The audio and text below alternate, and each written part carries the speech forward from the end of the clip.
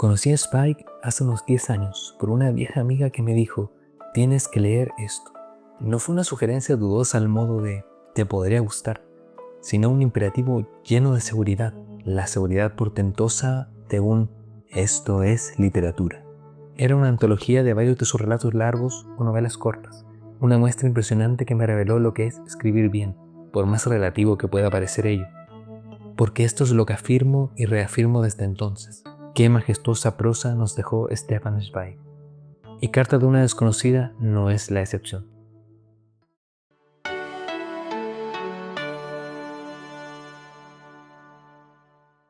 La vida de Zweig da para hablar largo y tendido. Un austríaco nacido en 1882 en Viena, que en ese momento era parte del Imperio Austrohúngaro, que escribió en alemán y en la época del ascenso nazi fue presionado y perseguido por ser judío. No hablaré mucho sobre su desalentador fallecimiento en Brasil en 1942, porque tengo pendiente abordar ese gran libro autobiográfico titulado El mundo de ayer. Pero sí añadiré un dato no menor. Antes de los años 30, este escritor había tenido una década previa de éxitos. 2 novelas clave de esa época, en especial por su calidad, 24 horas en la vida de una mujer y Confusión de sentimientos, ambas publicadas en 1927. Y agrego un relato que me parece fascinante. Mendel, el de los libros, de 1929. Pero, ¿cómo introduzco a Zweig para sus potenciales lectores? Voy con 3 características. 1. Es un escritor realmente preocupado por la psicología de los personajes, por aquello motivacional, traumático, las pulsiones que los mueven a actuar. Y en su obra los personajes femeninos tienen una relevancia grande y poco usual para la época, al menos en el caso de los escritores. 2. Suele ser muy melancólico en cuanto al destino de sus personajes, próximos al olvido, la insatisfacción o la resignación. Y 3. Su prosa es posiblemente una de las más elegantes del siglo XX. Su claridad es indiscutible, pero no por eso se entrega a la frase corta y rústica o al párrafo simplón y arrítmico. Posee la clase de elegancia que te hace sentir analfabeto por comparación. Todas esas cualidades me parece encontrarlas en Carta de una desconocida, una novela breve publicada en 1922. Hace poco cumplió 100 años, y a continuación explicaré por qué vale la pena recordarla y releerla. Para respetar a quienes no la hayan leído, esta novelita trata sobre el afamado escritor R, quien al regresar a su hogar después de un viaje y al recibir su correspondencia, encuentra una abultadísima carta de una remitente misteriosa. En ella, una mujer que él no parece recordar le cuenta que acaba de perder a su hijo. Y no solo eso, ella le confiesa al escritor su amor tan profundo. Pero lo que podría tratarse de un simple delirio se transformará en la evidencia de que ese hombre nunca llegó a reconocer ni a apreciar lo que estuvo largo tiempo frente a sus ojos. Antes de entrar de lleno a comentarla, debemos preguntarnos si es realmente un clásico. ¿Es suficiente que una obra sea vieja para que sea un clásico? ¿Qué más le falta? ¿Cómo se evalúa esto? Uno de los libros esenciales del escritor italiano Italo Calvino es ¿Por qué leer los clásicos? Y a mi parecer un canal de literatura debe someterse a estas preguntas, pero también proporcionar una respuesta provisoria, una que tantea el terreno de obra en obra, y que tenga una postura crítica que se pueda leer entre líneas. Si pudiera hacer una síntesis, la postura de este canal es que los clásicos tienen explícita o implícitamente valores literarios y humanos trascendentales. ¿Y cuáles son esos valores? Eso depende de la obra y lo sabremos al preguntarnos cómo esa novela, ese poema, ese cuento, esa obra dramática va más allá de su arte, o cómo su tópico y sobre todo su manera de abordarlo nos interpela como especie, o bien como lectores. Pero Italo Calvino lo explica muchísimo mejor que yo, al ofrecernos múltiples razones para leer los clásicos y entregarnos entre ellas definiciones solapadas de qué son estos clásicos. Esos libros que siempre se vuelven a discutir cuando se habla de por qué se están haciendo leer tan fomes en el colegio. Claro está que ese debate sobre si vale la pena tener a adolescentes o a niños leyendo libros escritos hace 200 años o más da para un video ensayo, así que por ahora fingiré demencia y continuaré. El punto es, ¿por qué Carta de una desconocida es un clásico? Yo sacaré mi argumento de Calvino debajo de la manga en forma de cita. 9. Los clásicos son libros que cuanto más cree uno conocerlos de oídas, tanto más nuevos, inesperados, inéditos resultan al leerlos de verdad. ¿Me creerían entonces si dijera que a pesar de estar encantado con la obra de Zweig, no quise leer Carta de una desconocida, ni nada del mismo autor, en un par de años? Y esto a pesar de haber escuchado o leído ese nombre, ese título tantas veces. Pero esa paciencia ha valido la pena porque este libro superaba cualquier comentario de alabanza o de discordia. La novela, por breve que sea, habla por sí misma, teje redes independientes en cada lector, y por más que tuviera prejuicios externos volando en la cabeza, ideas muy escuetas en su argumentación acerca de ese escritor R y de la mujer escribiente, Carta de una desconocida me tuvo con su cable a tierra. Ok, cable a tierra, pero emocionalmente te electrocuta igual. Y como explicarla no vale tanto la pena como explorarla a fondo, la siguiente parte del video contiene spoilers. Así que si para ti esto podría arruinar una lectura futura, deja el video hasta acá. Pero aprovecho de decirte que abrí esta sección nueva del canal y le dediqué un video a esta novela porque sin duda la recomiendo. En especial si te interesan las historias de amor idealizado y de desamor. Si aprecias los libros en que la catarsis es frustrantemente imposible. Si te interesa la ejecución misma de una escritura atrapante o si andas buscando una novela clásica de poca extensión, menos de 100 páginas. Aprobado por cualquier lector con déficit de tiempo o exceso de responsabilidades. Dicho esto, paso a hablar a fondo de la novela. Una de las claves para apreciar esta obra se encuentra en la relación compleja entre emocionalidad y lógica que Zweig fue capaz de otorgar a la mujer protagonista, porque desde el principio podemos saber lo mucho que adora al escritor R. De hecho, lo hace desde los 13 años, desde antes incluso de conocerlo, cuando ya soñaba con él al saber que llegaría un escritor a vivir cerca de ella. Pero solo tras avanzar la lectura entenderemos hasta qué punto llega ese amor, que, en su irracionalidad tan fogosa, dará la coherencia necesaria para las determinaciones que tomará a lo largo de su vida esa dama escribiente. Sin una exploración de la psicología de este personaje, todos los actos se nos hubieran hecho difíciles de creer, pero es un amor idealizado, construido con esa base, necesidad infantil, deseo ferviente y definición de una identidad en torno a ese otro distante, un desconocido en que se depositan las esperanzas emocionales. De tal manera como lectores contemporáneos nos impacta, pero nos puede hacer sentido a esa obsesión. Necesitamos hacer ese pacto de verosimilitud que nos arrastre hasta el siglo anterior y hacia otros modos de pensar el enamoramiento.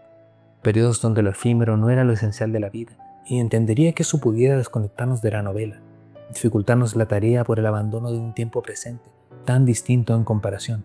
Pero para leer clásicos siempre hay que ir más allá del ruido de la actualidad. Eso también lo dice Calvino. En contraste con la mujer de la carta, el escritor es un personaje sencillo a propósito. Es alguien que no es capaz de ver lo que está más allá de sus propios intereses.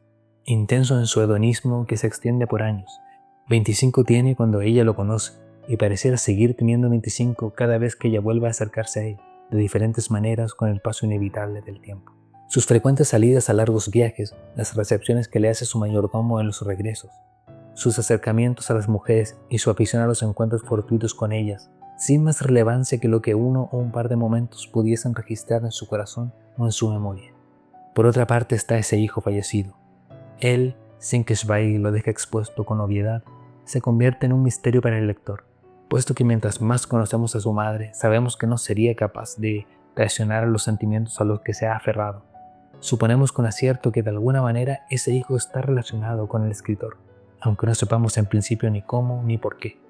Y al enterarnos de que teníamos razón, de que este hijo es producto de algún encuentro fugaz entre el escritor y la mujer, no tenemos por qué sentir decepción. Nunca se trató del qué, sino del cómo, del camino para llegar a la primera suposición, y ese camino fue nada más y nada menos que esa mujer, buscando razones para, después de tantos años, volverse a acercar al escritor, llegar a interactuar con él, tener una llama encendida de la fe, esperando por obtener el reconocimiento de la existencia de parte de ese hombre ante el que se rinden sus ojos. Y también es capaz de llegar a entregarse a lo íntimo, incluso con la conclusión que esa mujer lleva grabada, la de ser olvidada por él una vez más. Ella que lo conoce más de lo que él lo hace y que podría haber permanecido en la sequedad de lo idílico, decide que lo carnal sea el siguiente paso, y por más que lo niegue no puede dejar de entrever la desilusión de que él no volviera a buscarla, porque Zweig no solo controla lo estético de sus líneas, tiene la inteligencia suficiente para complejizar una identidad a través de los silencios. Si somos literales, pensaremos que esta mujer no guarda en absoluto resentimiento hacia el escritor R. Eso es lo que asevera en muchas oportunidades. No obstante, la carta lo que nos presenta es una pugna constante por exclamar tanto desaliento, tantas esperas sin efecto, deudas emocionales que ella intenta socavar y las reemplaza por la imagen de una mujer que ama incondicionalmente, que jamás sería capaz de solicitarle nada a su amado distante, a pesar de que a veces algunos reproches se le escapen entre tanta angustia oculta. Clásico de quien jura que no está molesto, pero escribe 70 páginas. Al repensar que ese hijo fallecido es descendencia del escritor R, la tragedia se agrava aún más, pero esta ya había sido incentivada en muchos de sus frentes a causa de las vidas opuestas de los protagonistas. No es que simplemente el escritor y la mujer sean diferentes, es que el primero permaneció prácticamente estático en su día a día de goce, y la segunda tuvo que sobrevivir no solo para ella, sino para su hijo. El autor construye de manera somera pero efectiva signos de marginalidad en ella que enfatizan la tragedia por la que se dirige al desenlace. Está la horrible experiencia hospitalaria de cuando da a luz a su hijo, la metamorfosis que debe asumir al convertirse en dama de compañía de sujetos opulentos para subsistir y darle lo mejor a su pequeño, o la ya mencionada falta de reconocimiento de parte del escritor, que no es capaz de identificarla aunque vuelvan a estar juntos, ni siquiera es capaz de saber que es ella misma la que le manda sagradamente rosas blancas. Y lo más duro se deja para el final, la determinación de esta mujer de ausentarse, tal y como se ausentó para siempre su hijo. Carta de una desconocida rima con despedida. Tras el final de la carta, lo que queda es la falta de aliento, un no saber qué sigue. Y bien, en eso está la clave. Ese sentimiento, exponencialmente, es el que está viviendo ese escritor, lo cual Zweig, valiéndose de metáforas sencillas, lo asemeja a un golpe de aire frío y luego al recuerdo de una melodía lejana. Sabe que no necesita nada más para descubrir un dolor frente al que ya es demasiado tarde para actuar. Si pudiera recapitular y mirar la novela en retrospectiva, diría que pensar en un amor idílico con resultados funestos no es lo más original, ni siquiera para los tiempos en que fue publicada, pero es la manera en que se narra, es lo compacto del relato y lo funcional que es para dejarnos llevar por él lo que hace que un texto, aún 100 años después, no tenga desperdicio. Y por cierto, aunque alguna persona pudiera odiar al personaje de la mujer por no ser capaz de enfrentarse directamente al escritor, por no enseñar algo sobre el autocuidado, difícilmente Zweig escribió esto para enseñar algo o para mostrar un personaje que sale adelante y en el que el lector se pueda proyectar. Su propuesta literaria no es así. La literatura, a mi parecer, no tiene por qué tratar de eso, no tiene por qué ser un mensaje sintético para hacerte sentir mejor. El final no tiene que ser un consuelo, y no todo tiene que ser una fábula para restregar en la cara una enseñanza. A veces esa enseñanza no está, y en otras depende del lector encontrarlas a partir de contraejemplos que ni siquiera están presentes en la obra. Perdón, estas cosas me ponen intenso.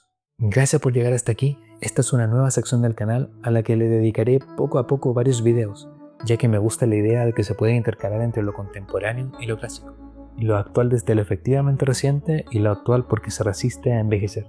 Así que déjenme sus comentarios sobre la obra de Stefan Zweig o sobre otros clásicos que les parezcan relevantes y quizás no han sido tan comentados en plataformas como esta, para no ser el número 5.127.390 que te viene a hablar sobre Frankenstein o de Orgullo y Prejuicio. Les aplaudo si me dan un like, los destaco si comparten el video y los felicito si se suscriben.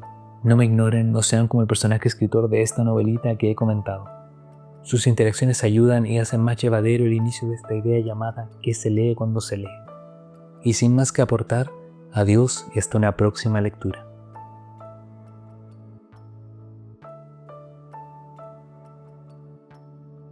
No hay nada en el mundo que sea equiparable al secreto amor de una niña que permanece en la penumbra y tiene pocas esperanzas. Es humilde y servil, tan receloso y apasionado como nunca puede serlo el amor inadvertidamente exigente y lleno de deseo de la mujer adulta. Solo los niños solitarios pueden contener su pasión. Los otros hablan de sus sentimientos en grupo, se abren estimulados por la confianza y han oído hablar y han leído mucho sobre el amor. Saben que es un destino común para todos. Juegan con él como con un juguete, presumen de él como los muchachos con su primer cigarrillo. Pero yo no tenía nadie en quien confiar. Nadie me había instruido ni prevenido, ni tenía experiencia alguna. No sabía nada. Me entregué ciegamente a mi destino como quien se lanza a un abismo. Todo lo que crecía y florecía en mí se volcaba en ti. No dejaba de soñar contigo, mi único confidente.